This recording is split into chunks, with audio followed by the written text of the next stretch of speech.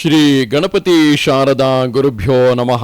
ಶ್ರೀರಾಮ ರಾಮ ರಾಮೇತಿ ರಮೇ ರಾಮೇ ಮನೋರಮೆ ಸಹಸ್ರನಾಮ ತತ್ತುಲ್ಯಂ ರಾಮನಾಮ ವರಾನನೆ.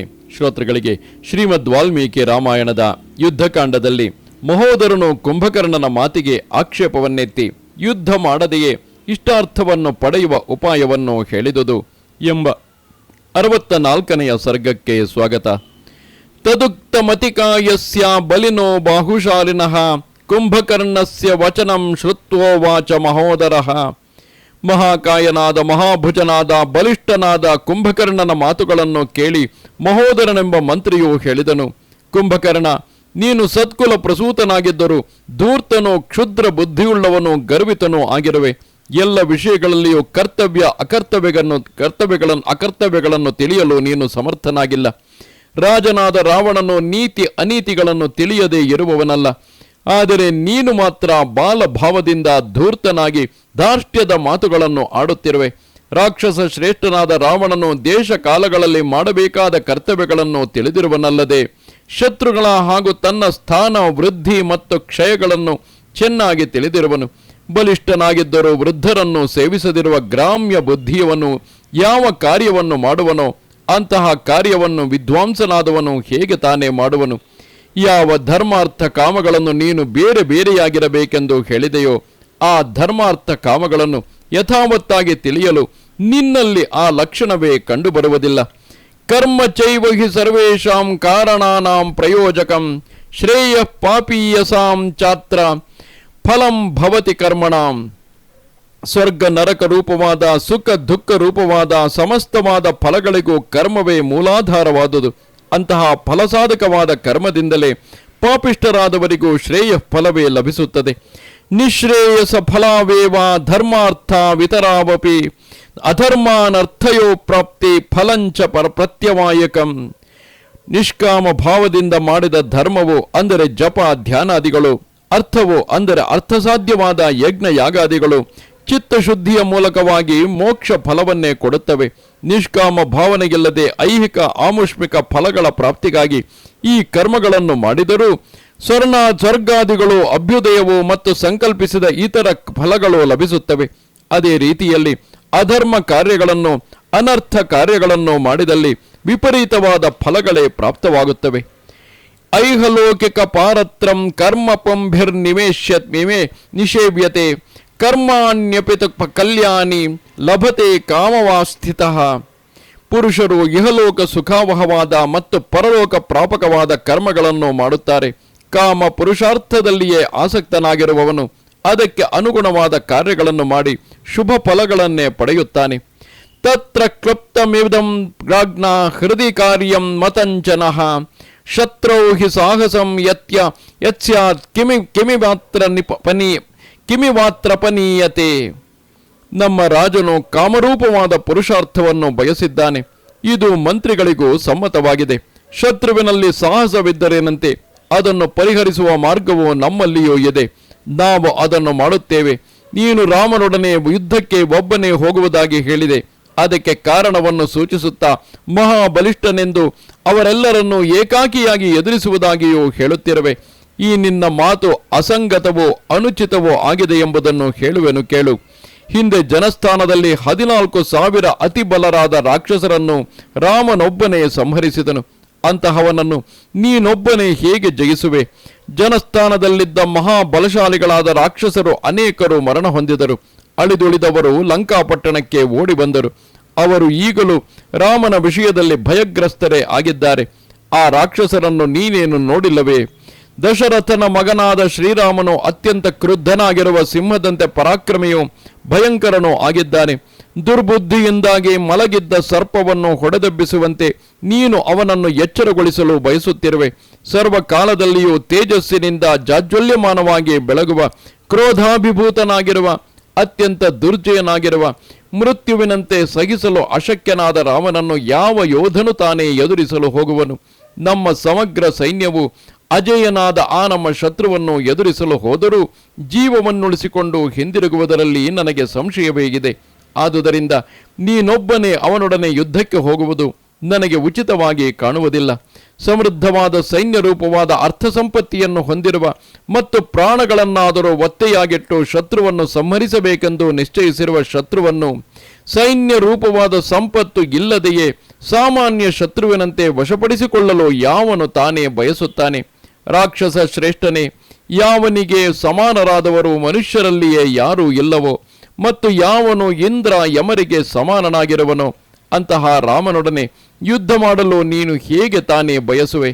ಮಹೋದರನು ಕುಪಿತನಾಗಿದ್ದ ಕುಂಭಕರ್ಣನಿಗೆ ಹೀಗೆ ಹೇಳಿ ರಾಕ್ಷಸರ ಮಧ್ಯದಲ್ಲಿದ್ದ ಲೋಕಗಳನ್ನೇ ಕಿರುಗುಟ್ಟಿಸುವ ರಾವಣನಿಗೆ ಹೇಳಿದನು.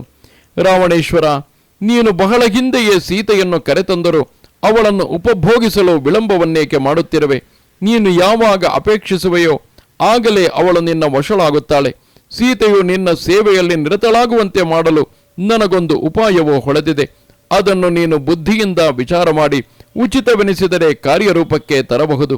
ನಾನು ದ್ವಿಜಿಹ್ವ, ಸಂಹ್ಲಾದಿ, ಕುಂಭಕರ್ಣ ಮತ್ತು ವಿತರ್ಧನ ಈ 5 ರಾಮನೊಡನೆ ಯುದ್ಧ ಮಾಡಲು ರಣರಂಗಕ್ಕೆ ಹೋಗಿರುವರೆಂದು ನೀನು ನಗರದಲ್ಲಿ ಡಂಗುರ ಹೊಡೆಸು. ನಾವು 5 ಹೋಗಿ ರಾಮನೊಡನೆ ಪ್ರಯತ್ನಪೂರ್ವಕವಾಗಿ ಯುದ್ಧ ಮಾಡುತ್ತೇವೆ. ನಾವೇನಾದರೂ ಶತ್ರುವನ್ನು ಜಯಿಸಿದರೆ ಸೀತೆಯನ್ನು ನಿನ್ನ ವಶಕ್ಕೆ ತೆಗೆದುಕೊಳ್ಳಲು ಬೇರೆ ಯಾವ ಉಪಾಯದ ಅಗತ್ಯವೂ ಇಲ್ಲ.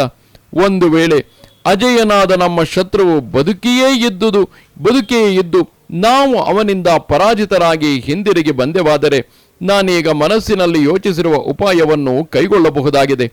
ರಾಮನಾಮಾಂಕಿತವಾದ ಬಾಣಗಳಿಂದ ಸೀಳಲ್ಪಟ್ಟವರಾಗಿ ರಕ್ತದಿಂದ ತೊಯ್ದವರಾಗಿ ನಾವು ರಾಮಲಕ್ಷ್ಮಣರನ್ನು ನುಂಗಿಬಿಟ್ಟೆವು ಎಂದು ಕೂಗಿಕೊಂಡು ಇಲ್ಲಿಗೆ ಬರುತ್ತೇವೆ.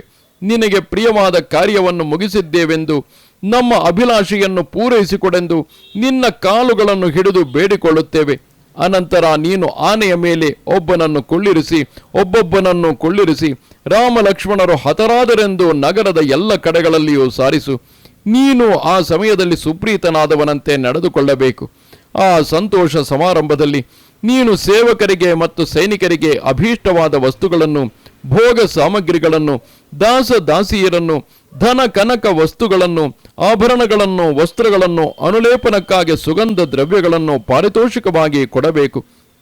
ಯೋಧರಿಗೆ ಉತ್ತಮವಾದ ಪಾನೀಯಗಳನ್ನು ಕೊಡುವುದಲ್ಲದೆ ನೀನು ಆನಂದವನ್ನು ಪ್ರಕಟಿಸುತ್ತಾ ಶ್ರೇಷ್ಠವಾದ ಮದ್ಯಗಳನ್ನು ಪಾನ ಮಾಡಬೇಕು. ನಗರದಲ್ಲಿ ಎಲ್ಲೆಡೆಗಳಲ್ಲಿಯೂ ಈ ವಾರ್ತೆಯು ಹರಡಿದ ನಂತರ ಕುಂಭಕರ್ಣನೆ ಮೊದಲಾದ 5 ರಾಕ್ಷಸರು ರಾಮಲಕ್ಷ್ಮಣರನ್ನು ತಿಂದು ಹಾಕಿದರೆಂಬ ವಾರ್ತೆಯನ್ನು ಸೀತೆಯು ಕೇಳಿದ ನಂತರ ನೀನು ಏಕಾಂತದಲ್ಲಿ ಸೀತೆ ಇರುವ ಸ್ಥಳಕ್ಕೆ ಹೋಗಿ ಸಮಾಧಾನಗೊಳಿಸು. ಧನ ಧಾನ್ಯಗಳಿಂದಲೂ ಯಥೇಚ್ಛವಾದ ಕಾಮನಾ ವಸ್ತುಗಳಿಂದಲೂ ರತ್ನಾಭರಣಗಳಿಂದಲೂ ಅವಳನ್ನು ಪ್ರಲೋಭನಗೊಳಿಸು. ಹೀಗೆ ಅವಳನ್ನು ವಂಚಿಸುವುದರಿಂದ ಪತಿಯನ್ನು ಕಳೆದುಕೊಂಡು ಅನಾಥೆಯಾದೆನೋ ಎಂದು ಭಾವಿಸಿಕೊಳ್ಳುವ ಅವಳು ಇಷ್ಟವಿಲ್ಲದಿದ್ದರೂ ನಿನ್ನ ಅಧೀನಳಾಗುತ್ತಾಳೆ. ಪ್ರಿಯಕರನಾದ ಪತಿಯು ಮೃತನಾದನೆಂದು ಭಾವಿಸಿ ಜೀವಿತದಲ್ಲಿ ನಿರಾಶೆಯಿಂದಲೂ ಮತ್ತು ಸ್ತ್ರೀ ಚಾಪಲ್ಯದಿಂದಲೂ ನಿನ್ನ ವಶಳಾಗುತ್ತಾಳೆ. ಸೀತೆಯು ಹಿಂದೆ ಸುಖದಲ್ಲಿಯೇ ಬೆಳೆದವಳು, ಸುಖ ಪಡಲು ಅರ್ಹಳಾದವಳು. ಈಗ ದುಃಖಪೀಡಿತಳಾಗಿರುವ ಅವಳು ರಾಮನ ಮರಣದಿಂದ ಮುಂದೆ ತನಗೆ ಸುಖವೇ ಇಲ್ಲವೆಂಬುದನ್ನು ಮನಗಂಡು ನಿನ್ನ ಅಧೀನದಲ್ಲಾದರೂ ಇದ್ದರೆ ಸುಖವು ಸಿಕ್ಕುವುದೆಂದು ಭಾವಿಸಿ ಸರ್ವ ಪ್ರಕಾರದಿಂದಲೂ ನಿನ್ನ ಅಧೀನಳೇ ಆಗುವಳು. ಸಾಮಾನ್ಯವಾಗಿ ತಮ್ಮ ಬೇಳೆಕಾಳುಗಳನ್ನು ಬೇಯಿಸಿಕೊಳ್ಳುವ ಸಲುವಾಗಿ ನಮ್ಮ ರಾಜಕೀಯ ಪುಡಾರಿಗಳು ಕೂಡ ಇದೇ ರೀತಿಯಾಗಿ ತಮ್ಮ ಮೇಲಿನ ಅಧಿಕಾರಿಗಳು, ತಮ್ಮ ಮೇಲೆ ಇರುವಂತಹ ಇನ್ನಷ್ಟು ಎತ್ತರದ ರಾಜಕೀಯ ಪುಡಾರಿಗಳ ಮುಂದೆ ಹೀಗೆ ಪುಂಖಾನುಪುಂಖವಾಗಿ ತಾವೇ ಅತಿ ಬುದ್ಧಿವಂತರೆಂದು ಹೇಳಿಕೊಳ್ಳುವುದು ಸಹಜ. ಇಲ್ಲಿ ಕುಂಭಕರ್ಣನ ಜೊತೆಯಲ್ಲಿ ತನ್ನನ್ನು ಹೋಲಿಸಿಕೊಂಡು ಮಹೋದರ ತಾನೂ ಕೂಡ ಕುಂಭಕರ್ಣನಷ್ಟೇ ಮಹಾಶೂರ ಎಂದು ಬಿಂಬಿಸುತ್ತಾ ರಾವಣನ ಪ್ರೀತ್ಯಾದರಗಳನ್ನು ಗಳಿಸಲು ಪ್ರಯತ್ನಿಸುತ್ತಿದ್ದಾನೆ. ಈ ಪ್ರಯತ್ನಗಳನ್ನು ಅಂದರೆ ಮಹೋದರನು ಯಾವ ಉಪಾಯಗಳನ್ನು ಹೇಳುತ್ತಿರುವನೋ ಅದನ್ನು ರಾವಣನು ಹಿಂದೆ ಪ್ರಯತ್ನಿಸಿಲ್ಲವೇ? ಸುಮಾರು 8-10 ತಿಂಗಳಿನಿಂದ ರಾವಣನು ಎಷ್ಟೇ ಪ್ರಲೋಭನೆಗಳನ್ನು ಒಡ್ಡಿದರೂ ಸೀತೆ ಅವನನ್ನು ಹುಲ್ಲಿಗೆ ಒಂದು ತೃಣಕ್ಕೆ ಸಮಾನವಾಗಿಯೇ ಕಾಣುತ್ತಿದ್ದಾಳೆ. ಹಾಗೂ ಈಗಾಗಲೇ ಯುದ್ಧದ ಮೊದಲನೇ ದಿವಸವೇ ಇಂದ್ರಜಿತುವು ನಾಗಪಾಶದಿಂದ ರಾಮಲಕ್ಷ್ಮಣರನ್ನು ಬಂಧಿಸಿದಾಗ ಅವರು ಸತ್ತೇ ಹೋದರೆಂದು ತಿಳಿಸಿ ಇಡೀ ಲಂಕೆ ಸಂಭ್ರಮವನ್ನೇ ಆಚರಿಸಿತ್ತು. ಆಗಲೂ ಕೂಡ ಸೀತೆಯು ವಿಚಲಿತಳಾಗಿರಲಿಲ್ಲ. ಆದರೆ ಅನಂತರ ರಾಮಲಕ್ಷ್ಮಣರು ಬದುಕಿದ ಮೇಲೆ ಮುಂದೆ ಯುದ್ಧದ ಗತಿಯೇ ಬದಲಾಗಿ ಹೋಯಿತು. ಹಾಗಿರುವಾಗ ತಮಗೊಂದು ಪುರಸ್ಕಾರ ಕೊಟ್ಟು ಅದರಿಂದ ಕೆಲಸ ಸಾಧಿಸಿಬಿಡಬಹುದು ಎಂಬುದು ಕ್ಷುಲ್ಲಕ ರಾಜಕಾರಣಿಗಳ ಮಾತಿನಂತೆಯೇ ಇದೆ. ರಾವಣೇಶ್ವರ, ನನ್ನ ಭಾವನೆಯಲ್ಲಿ ಇದು ಸುಂದರವಾದ ನೀತಿಯಾಗಿದೆ. ಯುದ್ಧದಲ್ಲಿ ನೀನು ರಾಮನನ್ನು ನೋಡಿದೊಡನೆಯೇ ಅನರ್ಥವು ಸಂಭವಿಸುತ್ತದೆ. ಆದುದರಿಂದ ಯುದ್ಧದಲ್ಲಿ ಉತ್ಸುಕನಾಗಬೇಡ. ಇಲ್ಲಿಯೇ ನಿನ್ನ ಮನೋರಥದ ಸಿದ್ಧಿಯಾಗುತ್ತದೆ. ಯುದ್ಧವಿಲ್ಲದೆಯೇ ನಿನಗೆ ಮಹಾ ಸುಖವು ಲಭಿಸುತ್ತದೆ. ನಮ್ಮ ದೇಶದಲ್ಲಿ ಇದುವರೆಗೆ ಅದೆಷ್ಟೋ ಇಂತಹ ಹೇಡಿಗಳಾದಂತಹ ರಾಜಕಾರಣಿಗಳನ್ನು ಕಂಡಿದ್ದೇವೆ. ಯುದ್ಧದಲ್ಲಿ ನೇರವಾಗಿ ಎದುರಿಸುವ ಸಾಹಸವಿಲ್ಲದೆ ಕುತಂತ್ರಗಳನ್ನೇ ಮಾಡುತ್ತಾ ಹೇಗೋ ಜನರನ್ನು ಸಂಭಾಳಿಸಿ ಬಿಡುತ್ತೇವೆ ಎಂದೇ ಅವರು ಇದುವರೆಗೂ ಭಾರತೀಯರನ್ನು ಭ್ರಮೆಯಲ್ಲಿ ಮುಳುಗಿಸಿದ್ದರು. ಅನಷ್ಟ ಸೈನ್ಯೋ ಹೆನವಾಪ್ತ ಸಂಶಯೋ ರಿಪೂನ ಯುದ್ಧೇನ ಜಯನ್ನರಾಧಿಪಃ ಯಶಶ್ಚ ಪುಣ್ಯಂಚ ಮಹನ್ಯಹೀಪತೆ ಶ್ರಿಯಂಚ ಕೀರ್ತಿಂಚ ಚಿರಂ ಸಮಶ್ನುತೆ. ಮಹಾರಾಜ, ಯಾವ ರಾಜನು ಸೈನ್ಯವನ್ನು ನಷ್ಟ ಮಾಡಿಕೊಳ್ಳದೆ ಯುದ್ಧದಲ್ಲಿ ಮರಣವಾಗಬಹುದೆಂಬ ಸಂಶಯಕ್ಕೆ ಎಡೆಗೊಡದೆ ಯುದ್ಧದ ಹೊರತಾಗಿ ಶತ್ರುಗಳನ್ನು ಜಯಿಸುವನೋ ಅಂತಹ ರಾಜನು ಯಶಸ್ಸನ್ನು, ಪುಣ್ಯವನ್ನು, ಸಂಪತ್ತನ್ನು, ಶಾಶ್ವತವಾದ ಕೀರ್ತಿಯನ್ನು ಪಡೆಯುತ್ತಾನೆ. ಇದು ಶ್ರೀಮದ್ ವಾಲ್ಮೀಕಿ ರಾಮಾಯಣದ ಯುದ್ಧಕಾಂಡದಲ್ಲಿ 64ನೆಯ ಸರ್ಗವು. ನಮಸ್ತೆ ಶಾರದೆ ದೇವಿ ಕಾಶ್ಮೀರ ಪುರವಾಸಿನಿ ತ್ವಾಮಹಂ ಪ್ರಾರ್ಥಯೇ ನಿತ್ಯಂ ವಿದ್ಯಾದಾನಂಚ ದೇಹಿಮೆ. ನಮಸ್ಕಾರ.